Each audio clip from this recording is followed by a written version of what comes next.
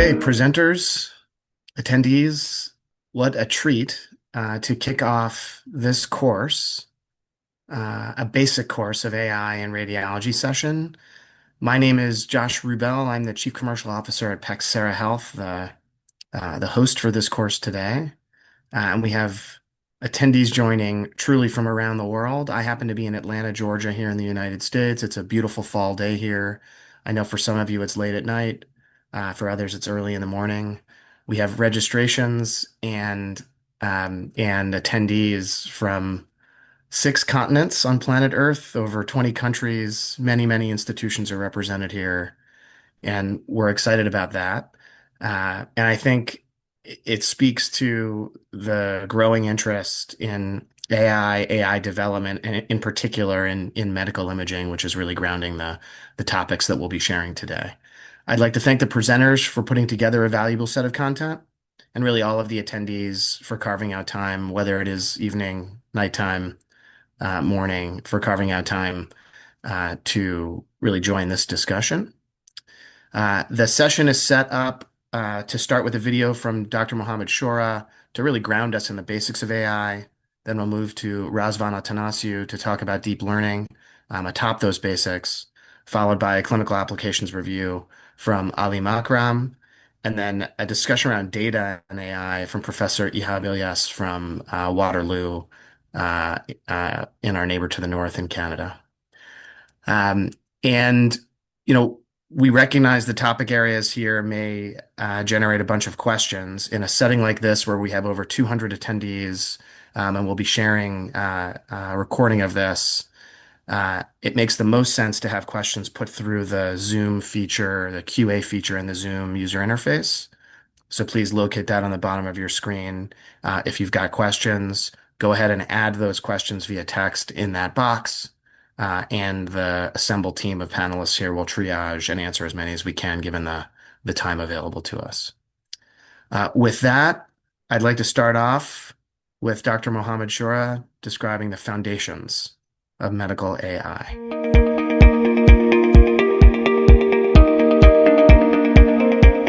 Hello, everyone. Welcome to the Foundation of Medical Imaging AI course. Today, we're going to present a few concepts and the principles for the medical imaging and AI. My name is Dr. Mohammed Shura. I am a teaching faculty in the Johns Hopkins University School of Medicine. And today, with the sponsor of Pexera Health Academy, again, we're going to introduce this course. Hopefully it's beneficial for you. So let's start again with a few definitions. Let's start defining the AI. AI is a machine can perform tasks that typically require human intelligence, and this machine will be a computer program or an algorithm that again will perform those kind of tasks. The machine learning or ML is actually a subset of AI where machines, can learn from data without programming. So it starts learning by itself, and the example is like decision trees, random forests support vector machines. Deep learning is also an advanced stage again of the AI, which is also a subset of the machine learning, and this is will be using neural network with multiple layers, can be thousands of layers, millions of layers, maybe billions of layers, and the CNN convolutional neural network and transformers is an example. So in medical imaging, again, primarily we're using the deep learning, which is excel in finding complex objects and patterns and features in a medical imaging pictures or images, again, like X-ray, CT, MRI, in different domains. So let's define the machine learning itself in human terms. So imagine that you have a baby, and then let's say 3-4 years old, and again you try teaching him how to understand objects. So again you'll start maybe bringing some photos, or like showing him some objects, and maybe like a cat and dog, and you can tell him this is cat, cat, cat, and this is dog, dog, dog. or this is an apple and this is orange. And that his brain again will start like absorbing this amount of like data set that will be fed in his brain, in his neurons inside the brain, until it start recognizing and memorizing those kind of objects. And every object will have a different feature. So the dog have a different features, like the nose, like the ears, like the body, like how many legs. The cat has the same thing. And even a different species of a dog or cat, the still also the baby can understand different the difference again between a different species of a cat or dog. Same thing again with whether the orange will be big, small, have a different maybe again a shape, then the baby will still doing that. The same thing applied in machine learning, where the scientists and the mathematicians have tried again to emulate like how we are teaching a baby, and they are trying to build a data set that it is known again to the to the humans, and start feeding this kind of patterns, so the neural network or the AI model can start analyzing those things. And again, when we start analyzing, again, we'll start going into the pixel level. And that's again, we will see in the next slide. So the pixel actually is like the smallest unit in an image or in a scene or in a photo. And it's like, the least, like the smallest object in an image. And again, we see here in the slides, again, some images, that can form an object or a scene. Uh, and every single pixel or a group of pixel can present a feature. So like some pixels here are presenting part of the nose, some pixels here are presenting part of the mouth. Here also again we're trying to identify and classifying an image of an apple. So it will take again every single pixel or a group of pixel in an apple and start to analyze that. So let's assume that we are building an algorithm again that will identify, let's say, the digits that is handwritten. So 7 can be written by very different ways. Some people are adding the dash in the middle, some people are not writing the dash in the middle. So again, we'll start by applying multiple convolution layers that will scan the image and like try to find the curves and the edges until it will most probably will reach a decision whether this is 7 or this is 1. And then we'll come into the next slides and we identify and show how this can be identified. Here also again, this is like an image having a 9. So all of us again can identify that this is 9, although it's like written, handwritten. And also we identify this as 3. And again, you see this is like a 28 pixels by 28 pixels. Every pixel will have a value. So this is the pixel and the value of the pixel. The value will represent the color of that pixel. Normally, the smallest value, which is normally 0, will represent the black. So again, you will see all those pixels are black. And then if we have, let's say, the white, like the pure white, again, will represent the highest value of the pixel. So let's assume that we have 0 or 1, which is that we have no colors except 0 and 1, which means 1 bit. Then we'll have the value of 1. So again, this matrix of an image, is 28 by 20. It can be 256 by 256. It can be 1024 by 1024, which means 1K, and then we can go to 4K, 8K, and more. Here also the same thing again, how the pixel value and pixel depth. So if we have like a 1-bit image, then that image will have only a pure white and pure black. But again, if you go to 2 bits, again, we'll have, which is again 2 to the power 2, we'll have 4 grayscale, of colors. And then we have, let's say, we jump into the 4 bits, then we'll have double. So this is again 2, 4, 8, 16, 32, and 64, and so forth. So the 8-bit again, for example, again will represent 2 to the power 7 variations or a grayscale, different grayscale of a color. What about the color images? Any color in the in the world or in the nature again can be represented by 3 colors, and they are the principal colors: red and green and blue. So if you mix a green and red and blue by different ratios, then you can form any color. If you have like 8-bit, means that every color, like the blue will be around 256 combinations, and the green will be 256, and the red will be 256. Then you can form around 16 million color. If you have like every pixel is 10-bit, then we can have around 1 billion colors. And then if you have 12-bit, we'll go to 68 billion colors. So you can imagine how many colors can be seen. But again, this is like the smallest presentation. So we can go to every single pixel, and then we will see whether it's like, it's like RGB or like just grayscale, and then we read the value. If the value is super dark or dark, that will be like the lowest value. That can be 4, 7, 10, as we see here, or it can be the highest value, like again maybe 254, 253, and then that will represent an image. So the AI now again will try again to understand the patterns that will identify. Definitely, this image doesn't represent anything into our brain. But let's go to another again, example. So again, when we go into the medical images, again we have different things. We have a grayscale images, color images. Grayscale can be X-ray, CT, MRI. Color can be endoscopy, which is actually a true color because it's a camera that again will see objects, maybe an endoscopy. And at the same time, also there will be an artificial color, like the ultrasound, where there is a palette, and the palette can be representing, let's say, whether the flow, let's say, of the blood, is like towards the ultrasound probe or against. So it can be labeled by red and green, vice versa, red and blue, and also can be in the gamma camera. There's also static images, which is like an image, that's static, and we can also have a multi-frame.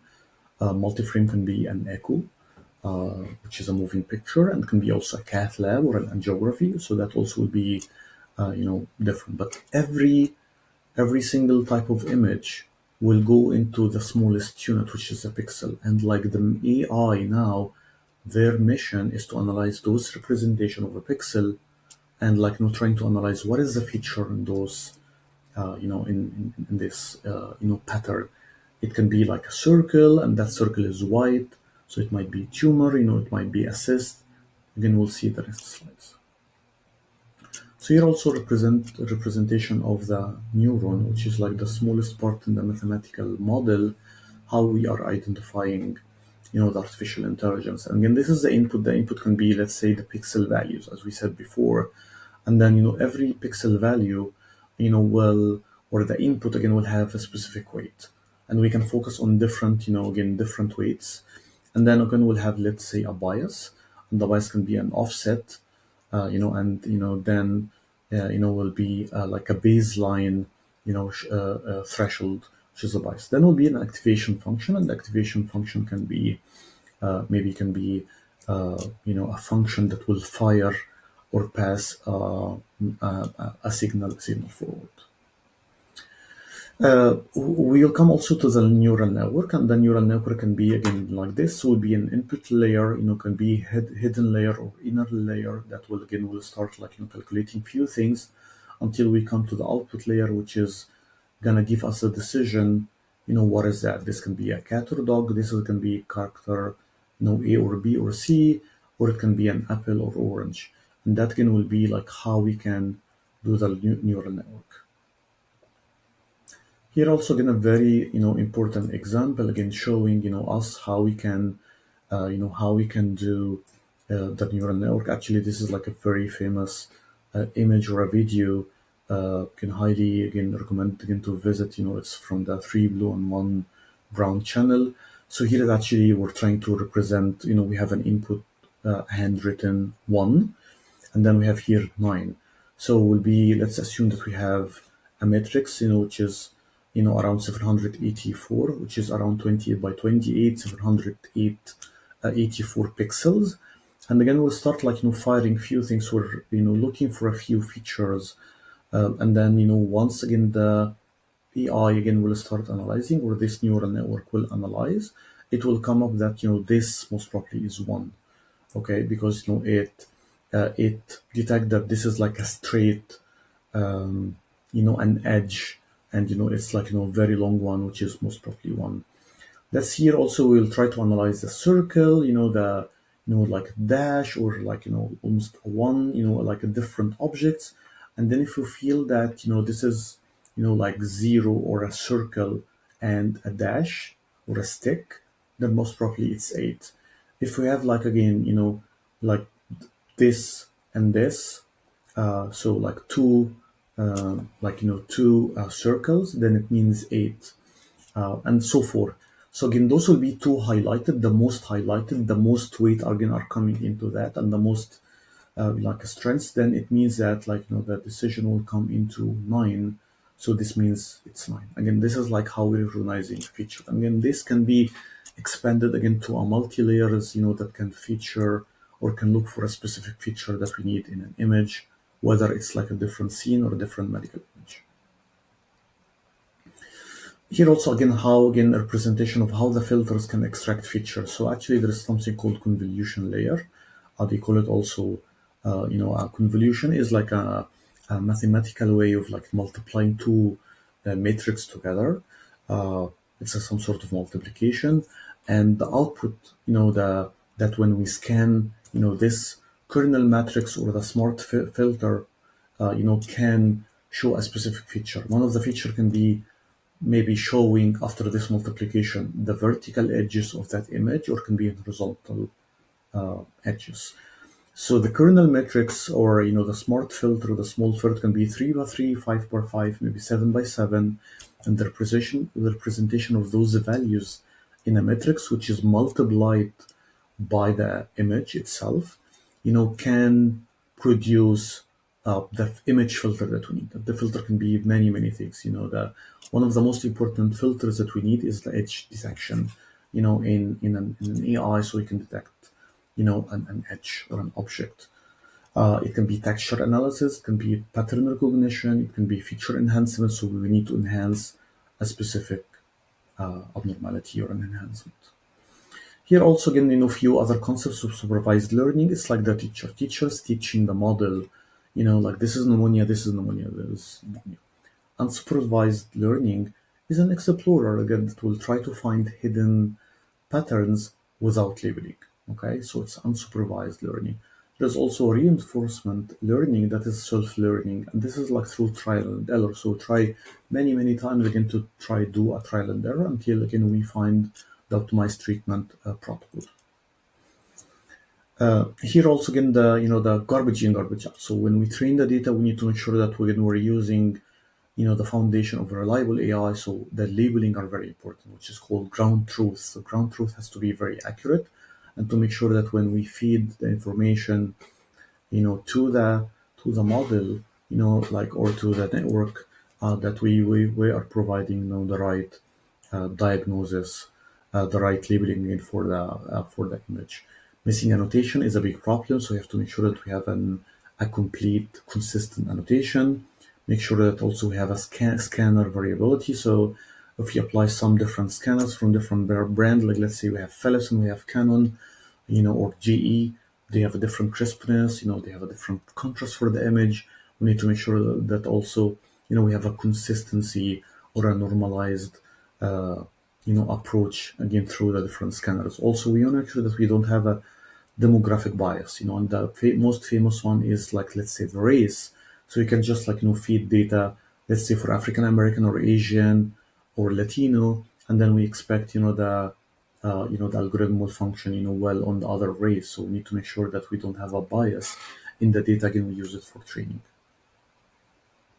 The annotation also, or the labeling, can be a manual annotation. So the manual annotation again can be, like manually completing by drawing a circle or like a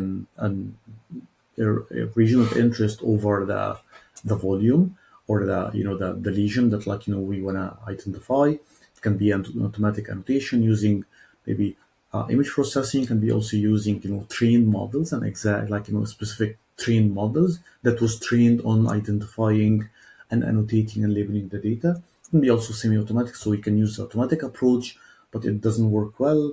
Then we can do a nudge tool or a correction to those kind of algorithms. Okay, so again, let's move to the next one.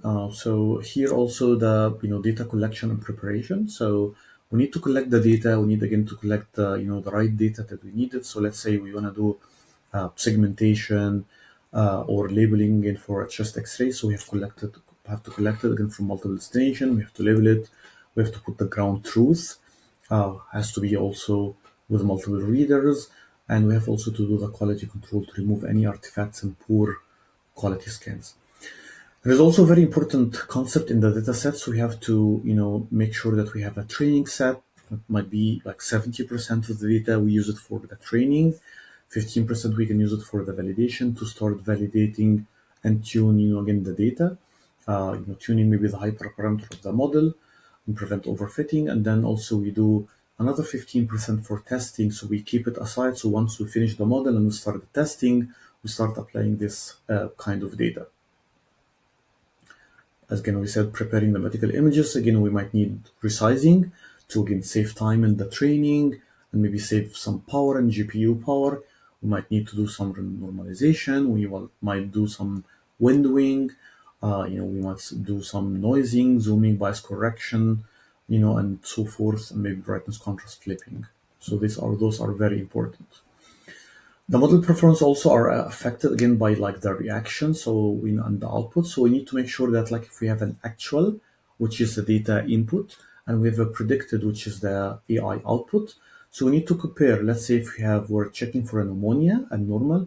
So if the actual and the predicted are identical, normal, then it means true negative. So, if the study is negative in both directions, actual and predicted, so we call true negative. If they are both pneumonia and we prove that this is a positive case in both sides, then it's called true positive. If you have the opposite, then we can have false positive or false negative. So again, this is very important concept that when we're getting the output of the model. Here also again, this is like few metrics to measure the model performance. Can be the accuracy, which is like TP plus again TN true negative divided by the total by so this is again a clinical. The clinical meaning is overall correct prediction. Can be sensitivity, can be specificity, can be precision, can be F1 score, can be area under curve, ROC. Those are again very different. There's also other like confusion matrix is one of the most famous one, which is again we show it here in the model. The confusion matrix is very important matrix. Here also the balancing of the model. So again, if the training and validation, there is a very important thing called epochs. Epochs is like the number of iteration again we do it again into when we train the model. So as we do like more epochs again, we'll get into like the end results, and the error should be like minimized. But again, if the training and validation are close to each other, but we were not reaching like a minimal error, then this is called underfitting, and it means that maybe the problem is like the model is too simple, or there is poor performance in both training and data set. And the solution for that is like maybe to apply more like longer training or more features that we might skip. Let's say again we're training again to identify like a cat or a dog, and then we forget to identify or put like a more feature to identify the nose. Then the model might be confused and will not be able again to reach like a strong performance for the model. Good fit is always means that like the error is decreasing by like increasing the number of epochs, and the training and validation are very close to each other. Means that the output is very almost very close again to the input or the ground truth that we have to. If we do that, that if we see an overfitting means that by number of the increasing the number of epochs, instead of like the error again will be minimized, again we'll find the validation is becoming far again from the training. And the solution for that is like maybe to drop out or again applying more data. That also might be, the model is too complex. Here also get four core tasks in the medical images. So classification is really important. So again, what we gonna classify? Are we doing segmentation? Segmentation means again that we focus that the output of the model will be like a ROI or a region of interest. So we're focusing on segmenting a specific thing. Classification can be very, the very common case, which is like the X-ray, like the chest X-ray simply have, a pneumonia, right? So this is not a specific, part of the chest, but the chest has pneumonia, or the chest has a pleural effusion. So that's called the classification model. Segmentation is segmenting a specific thing. Detection is like detecting an abnormality. So it can be, like a multiple lung nodule. If we Registration can be also one of that. So register again two images together, so we can do a comparison. This is also the classification, versus segmentation. This is very like a very versus the detection, and it can be like a different aspect. And the most important one is like what we are targeting, using maybe the segmentation or the classification model. Here is also few architecture of the model can be, for example, the classification can be using ResNet, or the VGG. The one of the famous models again for the segmentation is UNet, and there's like different version of it. Can be a deep lab detection, can be YOLO, for example, or fast RCNN. So those are again a different like models that can be used to detect several models, or again algorithms can be generated. The result of the AI can be used again to report generation. Again, that will be with the NLP or the large language models, LLM, or the foundational models. Can be a text summarization, can be information extraction, can be a clinical documentation that be formed using the AI. Going to the large language models again, they can do variety of tasks, and that's becoming the future now. But the LLM are dealing mainly with text. The ChatGPT 4 and the Llama or the maybe DeepSeek again are examples of the large language models. When it comes to imaging, there is a visual models, VLLMs, and that can be like the ChatGPT 4V or the Medjana is one of them. It's all visual models, and they can read images, and they can generate report out of it. And the best way again to get like better model is to do what's so called fine tuning of the models. So we start getting a model trained on specific data and start doing a fine tuning for the models. So the multimodal is again the future, and that can be in medical images, clinical text, structured data, like lab results, medication, allergy, vital signs, can be also applied to temporal data, longitudinal studies, treatment progression, and outcomes. One of the things again that we'll see in the next slide is like maybe a clinical challenge of developing an ammonia detection, and like how to feed the data. And this is the AI goal where we can generate an automated screening for chest X-ray, for example. And again, this is the emerging application, so we can detect, few features in digital pathology, drug discovery, personalized medicine, few things, the PACS integration, which is called the inference, how to get like, the model and how we can integrate it, with the PACS. So anyway, this is like, what we cover so far. And again, we'll go deeply in the next session. Thank you so much, for, listening, and, hopefully we can meet again. Thank you so much. On that sort of baseline elemental review of sort of, okay, what are the building blocks of AI? I'm excited to hand the microphone over to Razvan Atanasiou, my colleague here at Pexera Health, to describe what deep learning can provide and how it fits in atop some of the building blocks that Dr. Shore just described. Raz, you ready?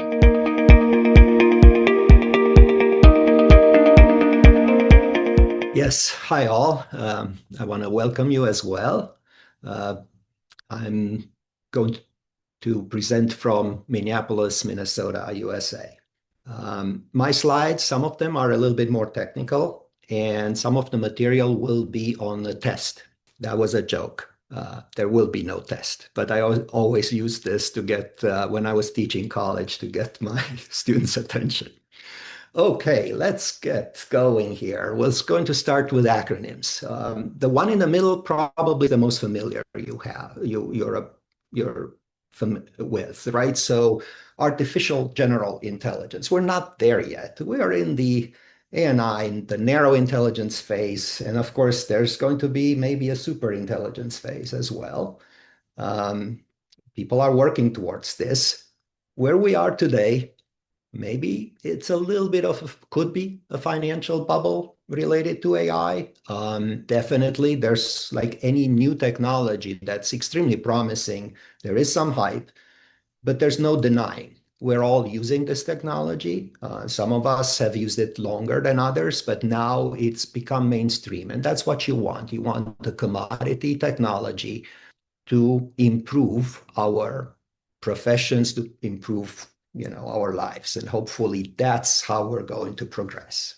For medical professionals, it's crucial to understand that current AI tools are designed to assist with specific tasks, such as analyzing medical imaging or predicting patient outcomes. And yeah, these systems are trained on large data sets and can identify patterns that may be difficult for humans to detect.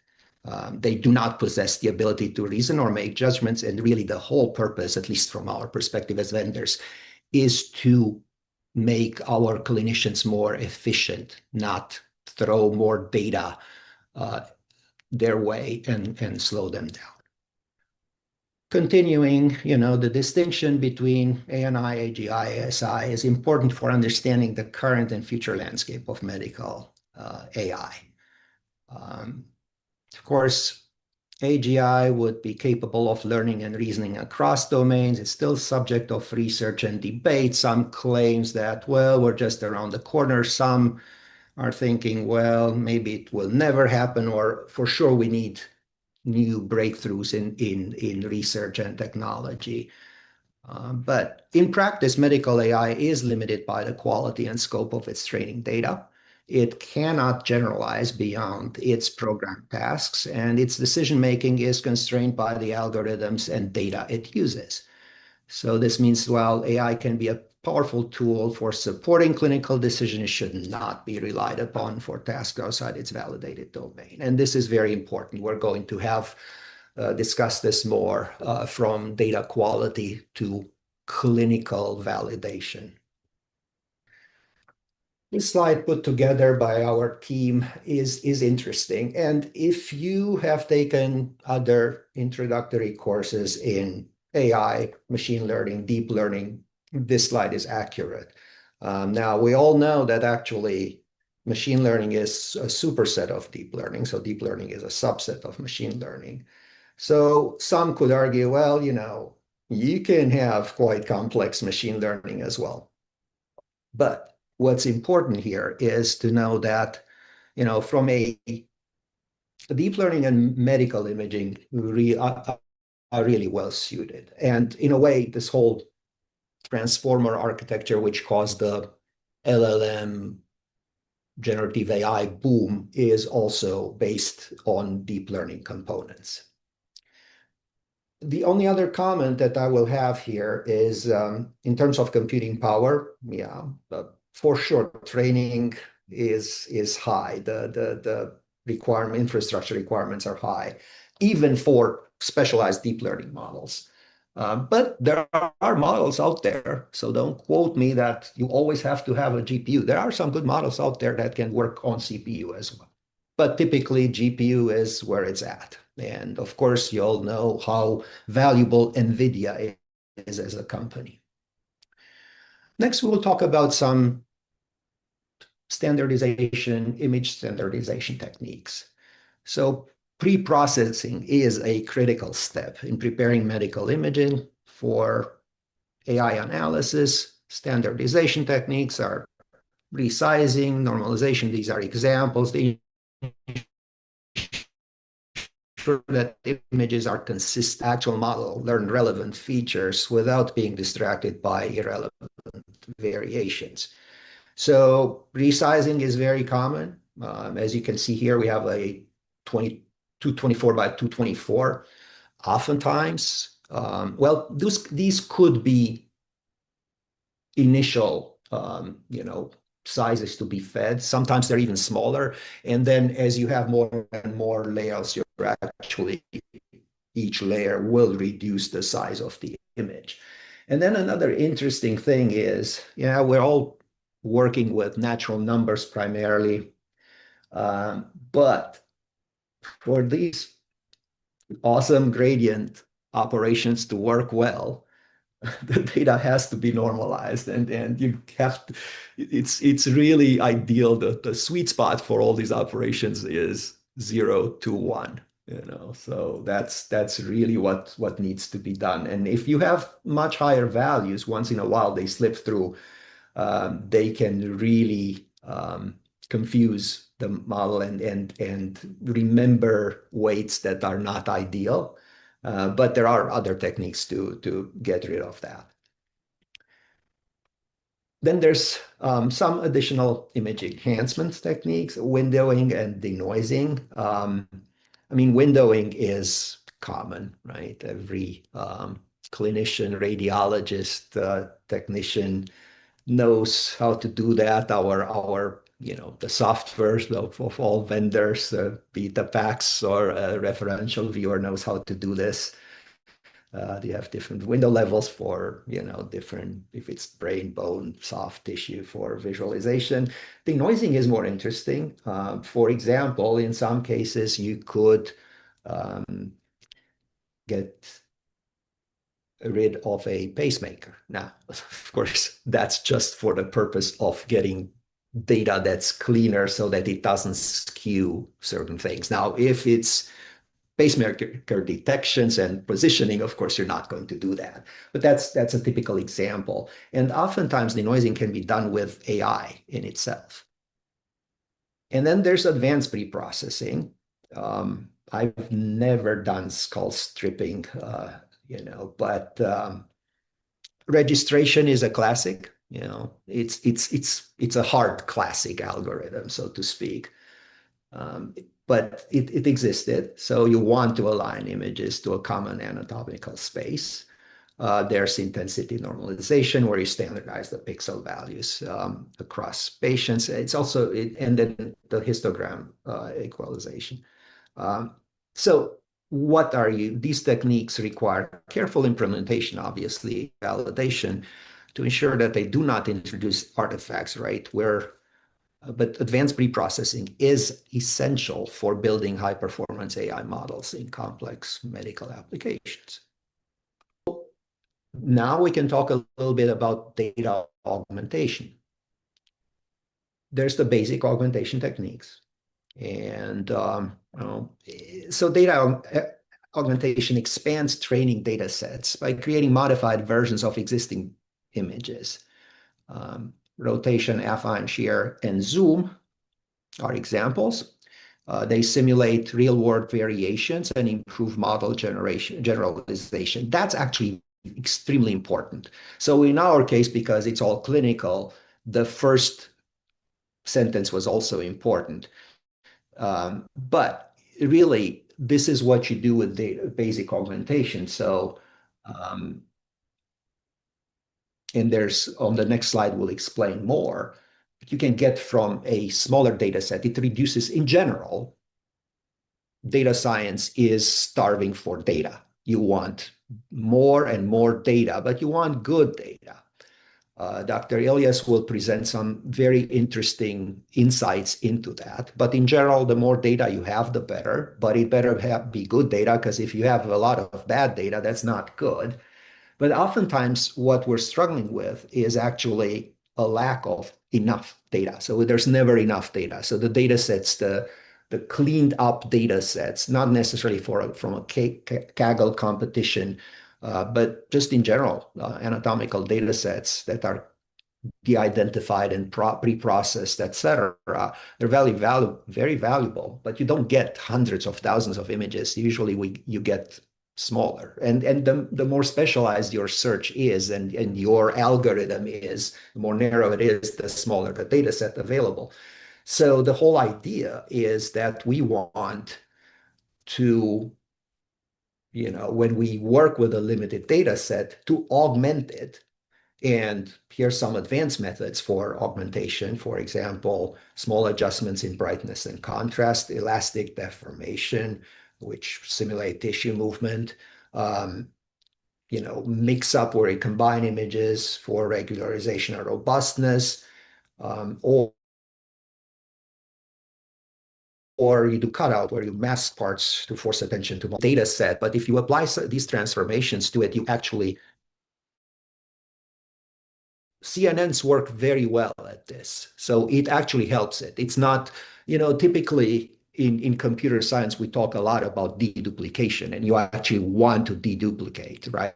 Because you're just getting rid of duplicates and you're saving, you know, compute time and other infrastructure. But in this case, it's actually important. So these techniques actually help the model. An implementation. So building a medical AI model involves several key steps, right? You have the data ingestion, you have pre-processing, you have eventually advanced processing, augmentation, quality control, extremely important, and then you finally get to the model training. So, you know, these steps are very interesting. The data ingestion, is more obvious. We talked about the pre-processing as advanced processing. Quality control can be interesting. Again, for example, some of our products do that, and they're good for it, right? I mean, they help you visualize the data, etc. And again, many other vendors do that as well. So it's good to have quality control. You're doing medical imaging. Well, it would be nice to have good ways to visualize your data. And then there's different steps here. I mean, you can have whatever Python offers you, or you can use a clinical viewer or a diagnostic viewer for this. But Mura's slide, you know, if it's garbage in, it's not going to be garbage out. So pre-processing offers several benefits, including improved model performance, which is always what we're trying to do, and enhance the feature visibility. Now, obviously, we're not talking about generic features. We're always searching for something, right, specifically. So the best practices include starting with simpler techniques, validating the results, monitoring performance, and of course, you've got to document the processes.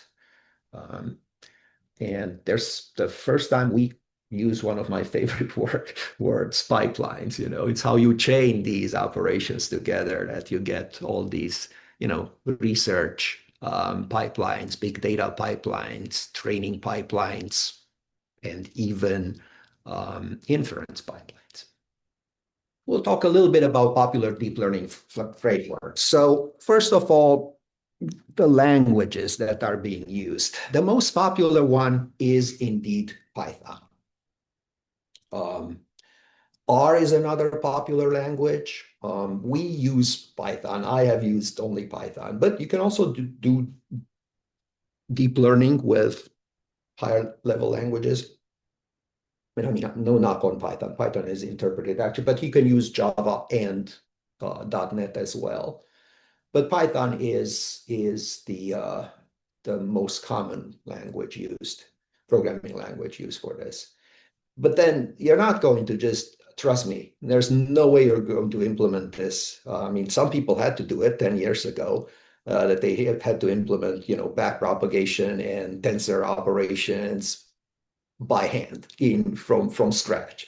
Now you have very sophisticated, powerful frameworks, and these are a few of them.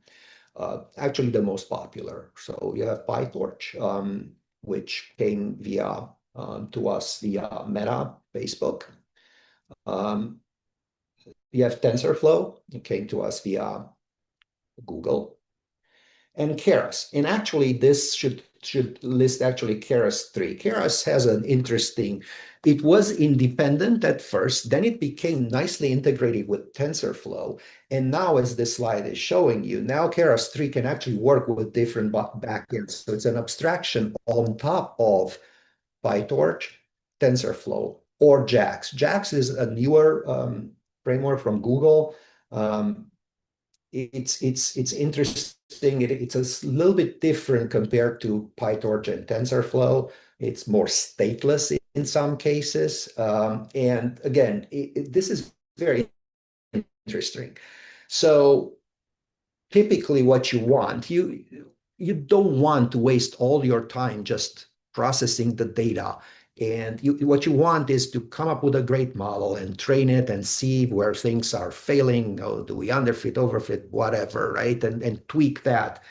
And a framework like this gets you there much faster than doing things from scratch. But if you are at the leading or bleeding edge of research, sometimes these frameworks actually hide some of the abstractions and they don't allow you, they allow you very good parameter control and hyperparameter control, but for some it's not enough. So that's why Google needed JAX. But in any case, so as the slide is mentioning, PyTorch dominates medical imaging. It is more popular. It became more popular than TensorFlow. TensorFlow is also has its share in terms of clinical deployment. One interesting thing why PyTorch, and I read this recently, so PyTorch became more popular because of many models in PyTorch being part of Hugging Face. Now, all these frameworks, they have their own model libraries, etc. So it's not a problem, but these are the common ones. Typically, you will do PyTorch or TensorFlow, but do not ignore Keras 3, which in terms of level of abstractions is even easier to use, in my opinion. But enough about this techie stuff. There's other, now these are, so the previous ones were the general deep learning way. Frameworks. Now we have medical AI frameworks. Well, now being a very popular one. And then, if you look at the bottom, the boxes, right, and that pipeline, we have data loading, right? We have pre-processing with Mona, I can call it help. We have model training, and then we have deployment, right? So this is how things would work. The pre-processing for some of the vendors like Paxera, but we're not obviously the only ones. Sometimes we pre-process with other software, right? Part of modules that are part of our platform because we have great expertise in medical imaging. But definitely, Nonai is a good framework, and they have also relationships with NVIDIA, etc. There's a core imaging libraries. I have used all of them. I've seen many examples with Scikit Image and IDK. But again, this is why Python is so popular. Yes, and it is open source, but there's all these, you need some transformation, you need some processing algorithm. If it's not just hot off the presses, like a research paper, there probably is already one or more implementations for it. And that's the power of this whole ecosystem that starts with a Python language. And then there's visualization frameworks. Now, these are even more complex. 3D Slicer is one that I'm more familiar with. Of course, in this case, even we have our own, advanced visualization algorithms. But these tools enable interactive exploration of medical imaging and images and also AI model outputs. Effective visualization and analysis are critical for integrating AI into clinical workflows, right? And this has to ensure both transparency and reliability. So clinical validation is important here.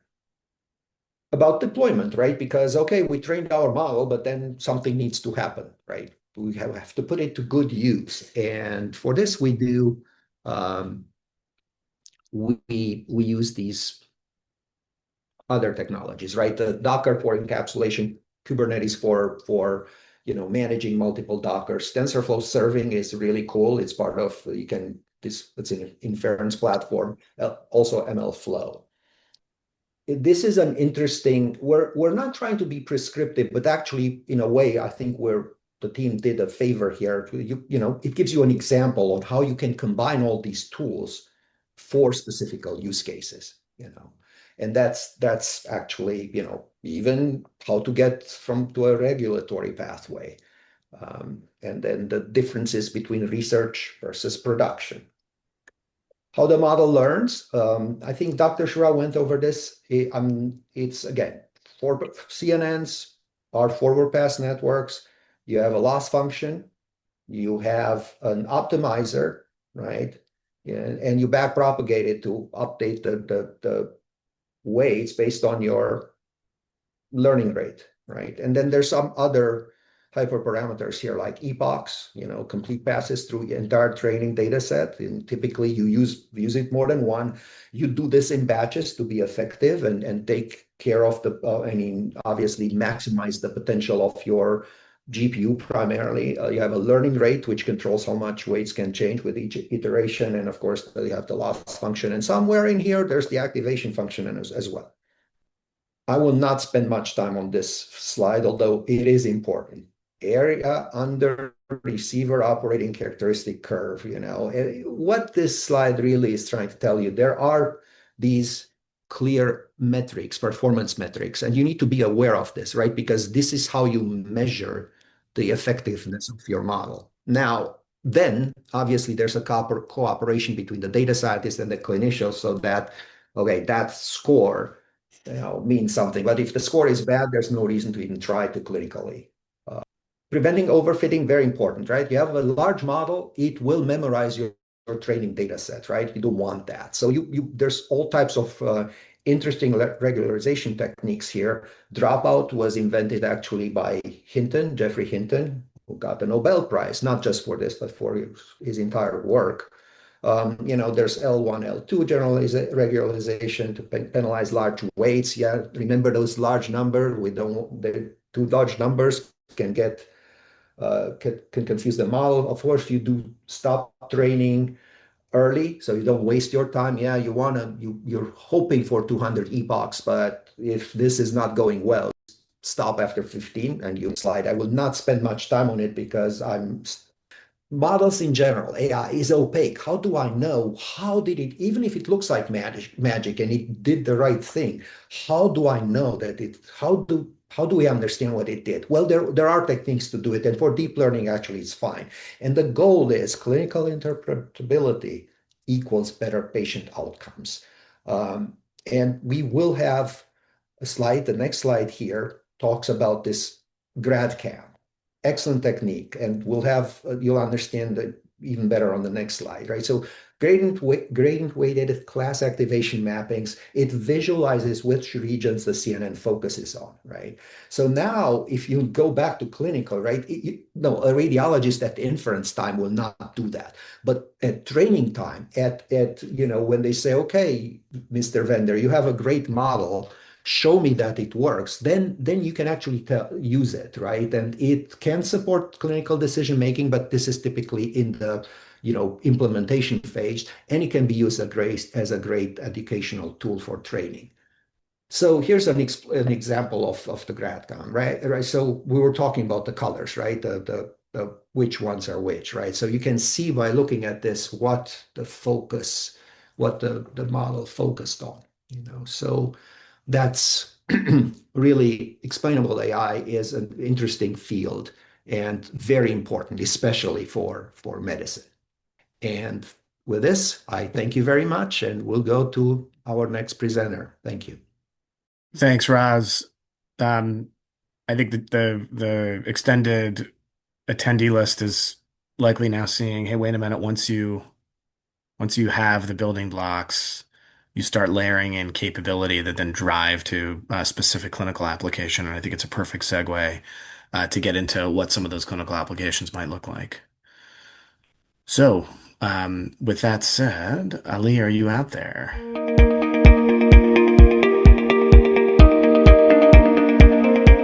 Hello, everyone. This is Ali Makram.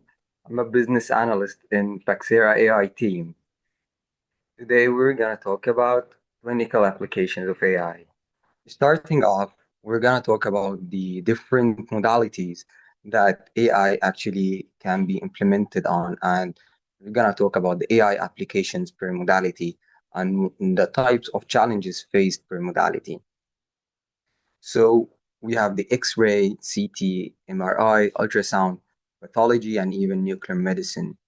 So starting off with the X-ray.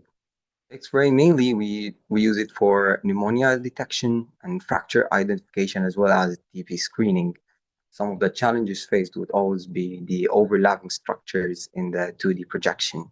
Moving on to CT scanning here, it's mainly used for tumor segmentation and tumor detection. Sometimes we face challenges regarding the radiation dose and 3D processing, as it's a bit complex and it takes some time. As well as in the MRI, however, MRI it's mainly used for brain lesion detection and tissue characterization. But MRI, we face the multiple sequences acquisition time. It takes a lot of time to acquire the images from MRI. And moving on to the ultrasound, it's mainly used in fetal biometry and cardiac functions, as well as guided procedures, as it has both data types 2D and 3D in real-time video. However, due to that, the main challenge will be that it will be so operator dependent. And in pathology, regarding pathology, it's mainly used in cancer grading and meteoritic counting as well as biomarker analysis. But we face some issues with the gigapixel images.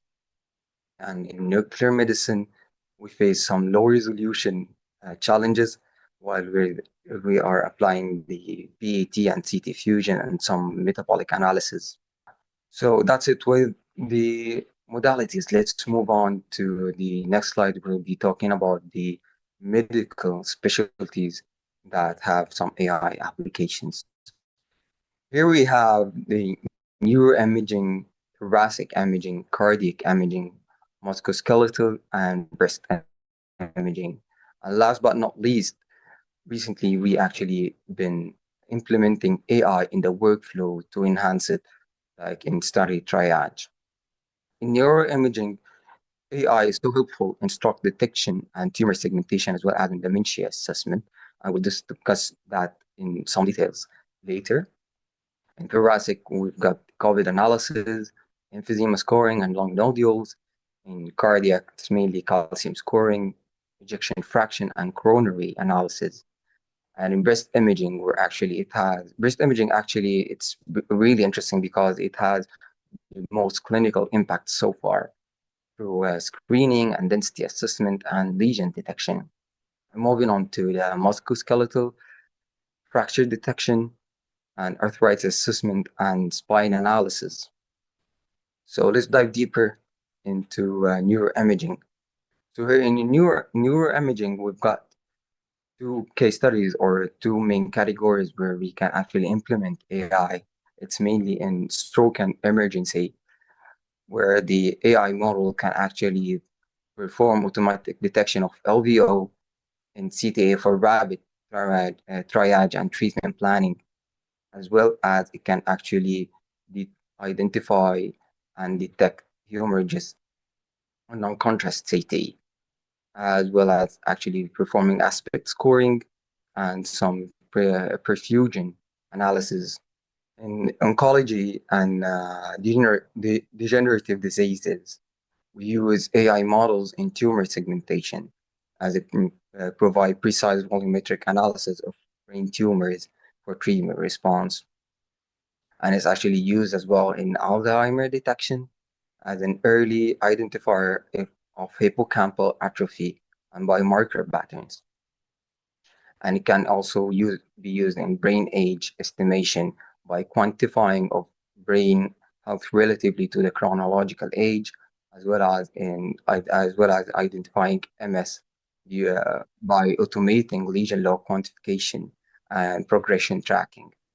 Moving on to actually my favorite part in breast imaging, as it has the most clinical actually outcome, as AI implementation in breast imaging has shown 5 to 10% increase in cancer detection rates while decreasing the radiologist workload. That happened through screening detection, as AI algorithms can identify subtle cancer missed by human readings, improving the sensitivity by 15 to 25%, as well as automating biorat density and density assessment. And it can be used as well in tomosynthesis and 3D mammography analysis, reducing recall rates and improving cancer detection by 30%. Last but not least, in including AI in the workflow integration, mainly in triage by the prioritization of suspicious cases for a rapid review by the radiologist, or even it can be used as a second reader, and it can be used in quality control as well as in risk assessment. There are some models that can combine image findings with clinical risk factors. So, so far, what are the major benefits we have? We increased the diagnostic accuracy by 15 to 30%, and we successfully decreased the reading time and the screening time of studies by 25 to 50% in some cases, which actually led to a 40 to 60% enhancement in the triage through prioritization. But is that it? No, it's definitely not it, because we still have emerging applications. Sky actually is the limit for AI so far. We still have predictive AI and multimodal fusion and generative AI and federated learning. Each one of them presents an opportunity and solves a challenge. Predictive AI can be used in disease progression forecasting and treatment response prediction. Moving on to generative AI. Generative AI can actually be used in different stages. It can synthetically generate images that can be used in the learning data sets. And it can be used in dose reduction and protocol optimization. Regarding the multimodal fusion, it's combining images with genomics, pathology and clinical data, so the model can have a holistic view over the patient's case. Regarding the federated learning, it will solve a challenge that we're going to discuss in the next slides. But federated learning is a multi-institutional AI training without data sharing to make sure and to protect and keep the data privacy. So let's talk a bit about a case study. One of the first case studies and one of the first challenges that was faced was pneumonia detections. As you all know, pneumonia causes 15% of child death worldwide, and it's because it's really a time-sensitive diagnosis, and it have a really high inter-reader variability. It's like 10 to 20% disagreement. We mainly use chest X-ray as the primary diagnostic tool, and the main challenge you are faced by all radiology centers and all hospitals is that we have a shortage in radiologists globally. So the goal was to build a pneumonia detection AI model using CNN that was explained before by Raz.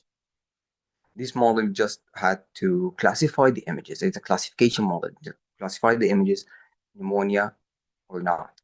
So pneumonia cases would have a higher priority, so the radiologist would be able to open the study and in a shorter time. So we automated the screening of chest X-rays, and the AI model would flag the positive cases for review, which actually reduce the diagnostic time from hours to minutes, and we have and gave us a consistent reproducible results, which supported triage in emergency settings. So, what's next in the future of AI in medicine? We have a lot of emerging applications in medicine, in digital pathology, in drug discovery, personalized medicine, and PACS integration as well. We're actually PACS integration, it's already in the working, but we're enhancing it more and more to be included, to have a seamless AI workflow. But moving on, like drug discovery, we would accelerate medication development through AI-driven molecular design.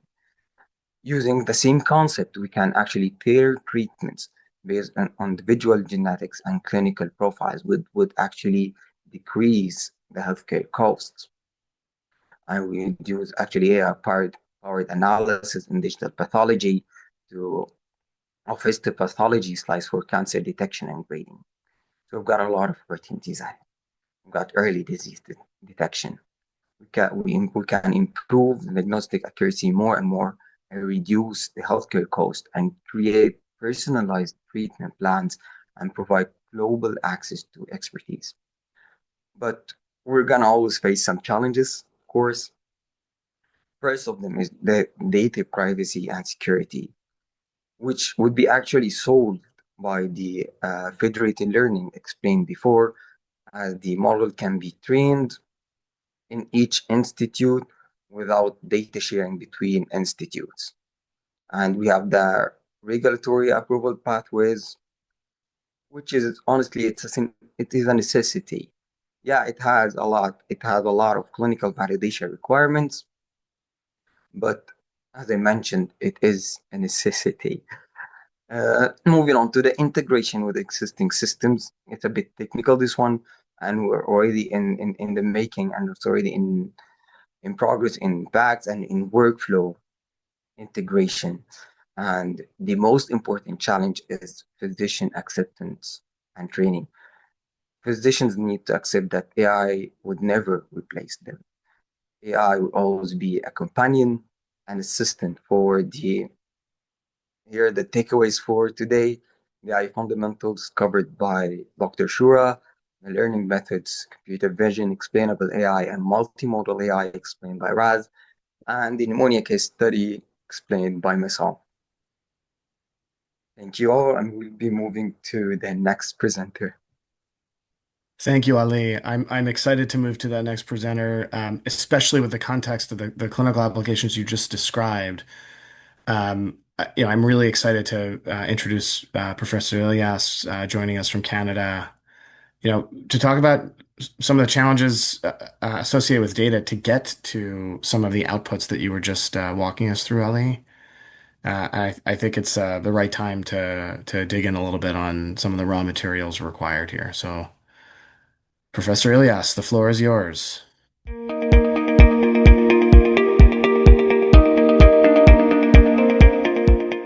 Thank you, Josh. I think I'm gonna be talking a little bit about a few challenges with AI and data, and my goal is to basically intrigue you to think about a little bit more of advanced topics that is currently is a big problem in AI adoption across multiple industries, including imaging and radiology.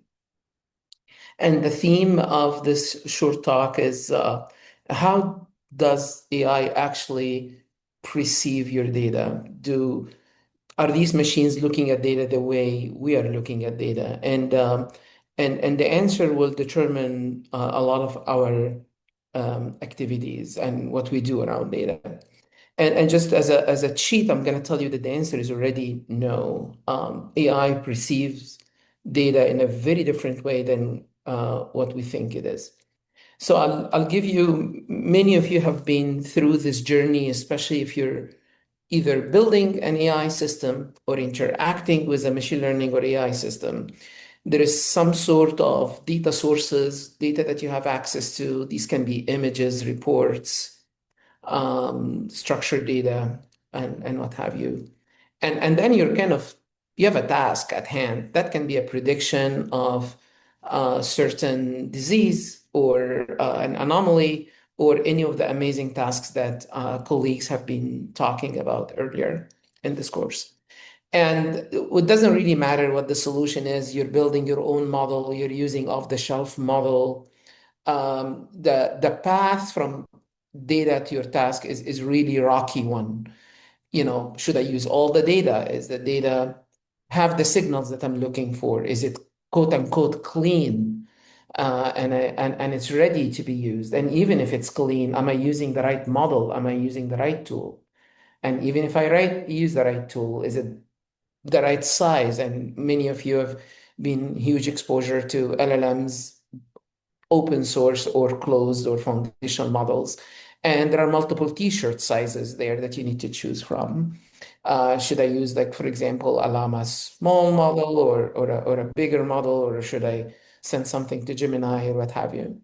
And even if you succeed in all of this, and I'm really empathizing with, I'm sharing the empathy and feeling the pain of many of you, especially data scientists, because even if you manage to get a demo working, you really do not know why it's working or why it's not. So unlike software that we're building, when we look at the output, we know exactly that there is a bug left and right, and we need to go and fix this piece. But here, the model is saying something. So what the heck is going on is kind of beyond us. So I'm going to tell you very quickly, I'm going to give you two plugs in this short talk. One is traditionally how we deal with this data. And that's a previous work that we have done at Waterloo and became a company after and got acquired by Apple. And basically, can we automate data cleaning? Again, because humans were failing at just eyeballing data and figuring it out just by looking at it. And the question is, maybe data has internal signals that while we cannot see it, these signals are enough to clean it. And I mean it from a purely statistical sense. So in 2017 to 2020, we built a system called HoloClean. It's open source, and it became a company after, but you can go and check it out at holoclean.io. And there's a bunch of papers there. But the main idea is, if you load the data and then let machines munch on this data, build internal models, their sole responsibility is to figure out how data was generated, then you can do a bunch of cool stuff with it. You can do things like missing value imputation. So imagine a report or patient data that is missing a couple of readings, and you would like to guess what is the most likely reading for this one, or what is the most likely ethnicity, or what is the most likely weight for somebody with these symptoms. And it turns out that these predictions on structured data are particularly hard because how sparse the data is. I'm not going to tell you how, obviously, here, but what I tell you that there are a bunch of papers in this website. I'm really encouraging you to go and look at it, and basically showed that by building very small models, this is, by the way, was generative AI before Gen AI was a thing, was very small generative AI models that are specifically for structured data. And we showed that by building this, you can clean, quote unquote, clean the data with 97% accuracy, more than human accuracy, with a fraction of a time. So what used to take 6 months to cleaning data, we can do it like in 2 hours with higher accuracy. And that was very cool, became a company, and we showed that machines are more capable than us at cleaning data. And you'll see the theme of my talk, trying to discourage you from doing manual work with the data and let the machines have its way with the data. They're probably better. The second plug that I'm gonna just leave with you is a project that we're building right now. It's my next startup. And there we're back to this journey that we talked about. And even if you heavily clean the data, like let's assume that you figure out what's missing, you linked data that should be linked, you quote unquote cleaned it, and now it's ready for prime time. Unfortunately, machines do not see it that way. We worked a little bit with the Paxera people, and they're having amazing work on building models for, I think, chest X-ray, automatic detection of anomalies and what have you. And it's not a trivial task. They have to, look at the data, do manual selection, because if you feed garbage to these models, you come up with really bad predictions.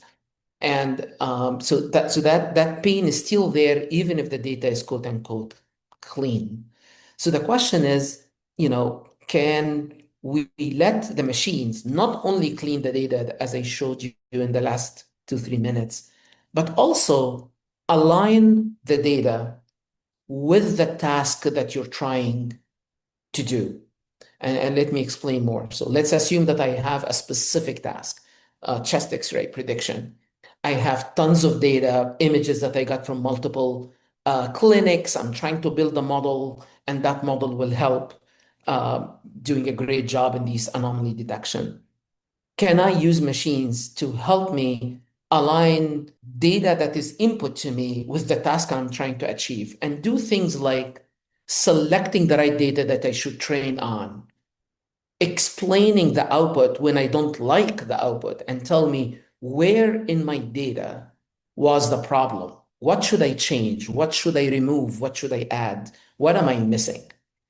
And in the last few years, Andrew Ilias is a PhD at MIT, just grad, and he's an incoming faculty at CMU. And his thesis was about something called data models that I'm gonna leave with you. And it's, by the way, the core of that new startup that we're currently building. And data models is a very easy idea. Can we build machine learning models that predict the value of the data to other machine learning models? And the way we do this is we build these, think about it as a predictor of importance. What will happen if I clean on a different data set? So you have a machine learning model M, and you have some data D, and you build another machine learning model. Let's call it, let's call it M prime. And the job of that M prime is to just select the right data from D suitable for training your actual model M. And it's easy to talk about this, but you'll see immediately that it can be super expensive, because if you keep trying all possible subsets of your data, that's exponentially expensive. It cannot be done. But those guys and these research, and I encourage you to go to andrewilias.com. It's a bunch of papers about data models and how to do this efficiently. But one of those ideas is to build a very cheap predictor. In this case, it's just a causal embedding model that takes all your training data and embed it in some weird space. Let's call it phi right now. And I'm not going to tell you how to build phi, but let's assume it exists. And we build this embedding model by observing how models train on your data. And I look at it and say, it's amazing. That now I figure out how models use my data. And now whenever you have a task, by embedding this task in the same space, you can do cool stuff like selecting the most important training data to achieve the highest accuracy for your model. And we tried this with multiple early adopters of this technology. And for example, we can achieve the same accuracy of a massive model with only training on 20% of the data, or sometimes the ability to have better results on so many tasks without retraining the model by just selecting subsets and cool stuff like that. So applications of data models can be data design, as I said, or comparing different models, data curation and selection, but not from the eyes of humans anymore, but rather from the eyes of the machine. So I always make this joke as like, we're trying to teach aliens, so let's bring aliens as their teachers, as opposed to, we guess what's important and what's not. Another concept that I'm going to leave with you that is actually pretty cool, and it's and sometimes people overlook it, is what we call machine unlearning. And that is particularly important when you start to train a model and the model kind of, have a bunch of concepts and you decide that I want to untrain that model. And you do not want to start from scratch because you already spent $2 million on building that model or a few hundred K. So can you go back and, and you don't want to go everything through everything in the garbage and start from scratch. So machine learning is the surgical operation. Can you adapt your current model to unlearn few concepts? Let's assume that there was like wrong study and you use that in your diagnosis and you'd like to make your model unlearn this correlation. The good thing about these data models that it can judiciously select data that allow you to remove concepts from the skill set of the model that you're training, which is pretty cool.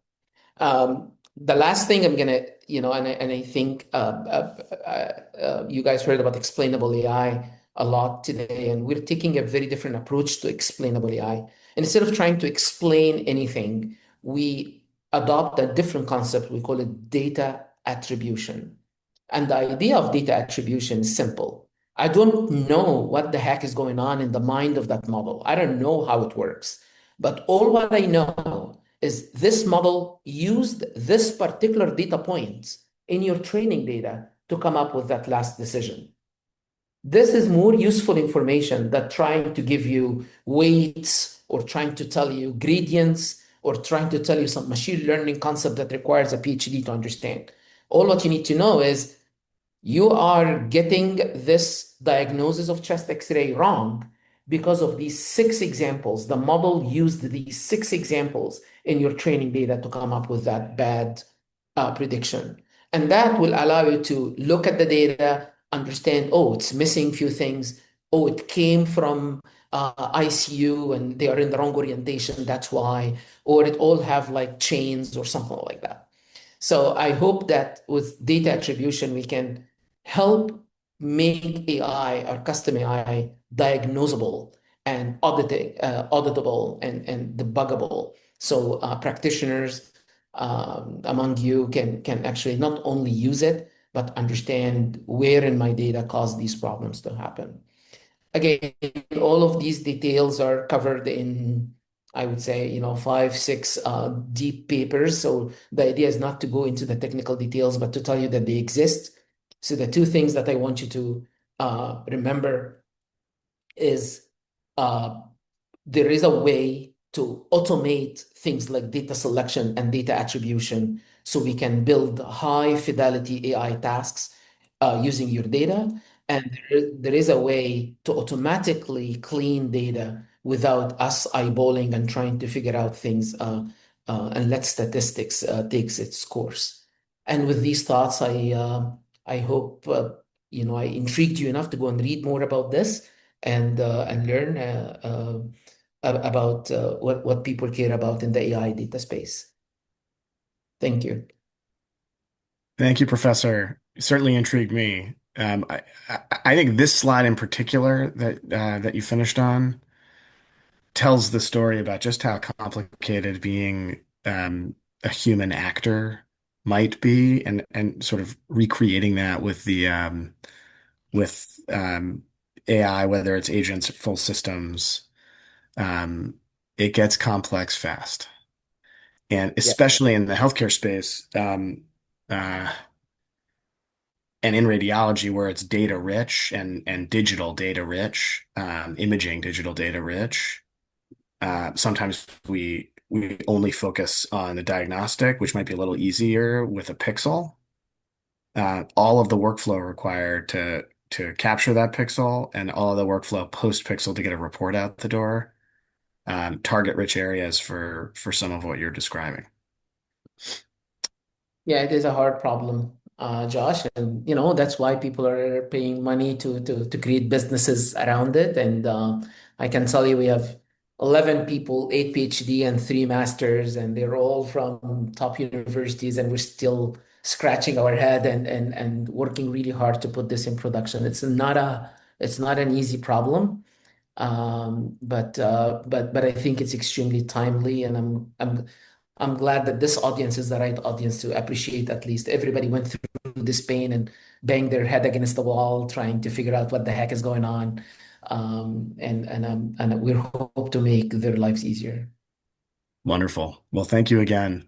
Team, there are a series of questions that were listed in the chat, and I think they really span a bunch of topic areas. You know, there are some that are very specific about model usage, you know, around fusion, for example, Raz, in a topic area that you were covering earlier on.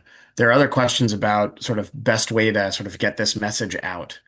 Not just Professor Elias's message, but the wider message around where and how AI is working in radiology out in markets that some of you are a part of. I've got one I'm looking at here from Rwanda and another in Latin America. I think, you know, probably the best thing to do, given that we went through that content sequentially, is to respond to some of those questions via written answer. It's going to be a little easier than kind of cycling back, you know, 50 slides. So now that we have them in digital form in the QA, I think we'll take them. We've got contact information for the folks who attended. And we'll take those directly and just make sure we email you with a direct response. I think that's going to be our best approach. And I think now what I really want to do is thank the attendees for carving out time. I know this is a large scale investment. Some of you, it was 10 in the morning U.S. Pacific time, for example, and some of you very late at night in Malaysia, coming to see this presentation. Like I shared at the beginning, I think we had six continents represented. So maybe next time we'll do a better job marketing this in Antarctica, and we'll get all seven. But huge time commitment, and really appreciate the attention and focus. And to the presenters, thank you very much for sharing the right level of content to help the folks who assembled here better understand the sort of environment, the need set, some of the challenges, and some of the promising opportunities that are lying ahead. So thank you very much. And with that, we'll conclude the webinar.